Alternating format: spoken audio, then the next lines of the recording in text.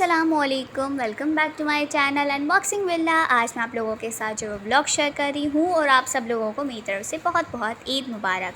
मैंने इस काऊ के साथ जो भी अपने मोमेंट्स और फीलिंग्स वगैरह कैप्चर की है वो मैं आप लोगों के सामने रिप्रेजेंट कर रही हूँ। तो आई होप आप इस व्लॉग को एंजॉय करें। तो सबसे पहले हम काऊ लाए थे क्योंकि सुन्नत इब्राहीमी है, अल्लाह की बारगाह में इस काऊ को जो है वो ज़िबा करना बहुत ज़्यादा सवाब मिलता है। तो हम लोग इस काऊ को लाए थे और काऊ को लाने के बाद हमने इसे नल्हा दिया था, बिल्कुल अच्छे से हमने इसको चमका दिया था क्योंकि बहुत ज़्यादा मिट्टी भी लग गई थी। और एक ये बहुत अच्छी बात है ना, जब आप अपना जानवर लाए तो उसे नल्हाएं ताकि ये और खूबसूरत हो जाए और जितनी भी जो भी मिट्टी वगैरह है वो सब भी साफ़ हो जाए। तो मेरे अब्बू और मेरे भाई ने इस काऊ को अच्छी तरीके से घस घस के नल्हाया, शैम्पू वगैरह पानी वगैरह सब चीज़ों से अच्छे से नल्हा दिया। नहाने के बाद जैसे मैंने दूसरी साइड पे देखा तो यहाँ पे बहुत सारी काऊ आ गई थी और इनमें से एक काऊ तो इतना बोल रही थी और उसकी आवाज़ भी इतनी खौफनाक थी कि मैं बहुत ज़्यादा डर गई थी। और मुझे काऊ से बहुत ज़्यादा डर लगता है तो इसलिए मैंने काऊ को नहीं नल्हाया। आप लोग यही सोच रहे होंगे कि मैं क्यों नहीं नल्हा रही हूँ, क्योंकि मुझे भाई काउस वगैरह से बहुत ज़्यादा डर लगता है। इसके साथ जैसे ही थोड़ी सी शाम हुई, मैं, मेरा भाई और है ना हम लोग बाहर आ गए इस काऊ की चौकीदारी करने के लिए। और मैं बहुत ज़्यादा डर रही थी इसको हाथ लगाने के लिए।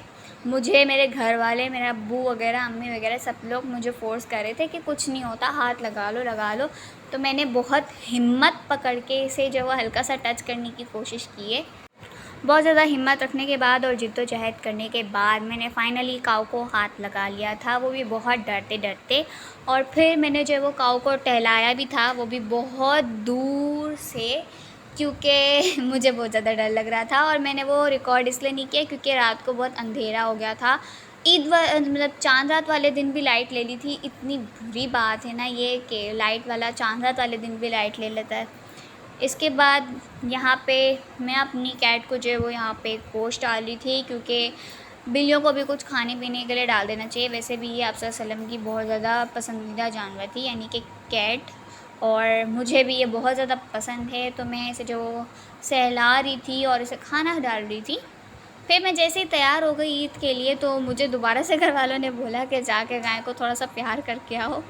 तो देखिए मैं कुछ इस तरीके से थोड़ा सा डर डर के हाथ लगा रही हूँ, बट फिर भी मैंने थोड़ा सा लगा लिया है हाथ। आई होप आप इस ब्लॉग को जो वो एंजॉय कर रहे होंगे। तो मैंने सर पे तो हाथ लगा लिया था, फिर अब मुझे बोला जा रहा है कि बैठ जाओ ज़मीन पे, लेकिन मुझे काऊ के पास जाने में बहुत ज़्यादा डर लगता है। ये मुझे बचपन से ही लगता है और ये मुझे नहीं पता कि मुझे क्यों डर लगता है।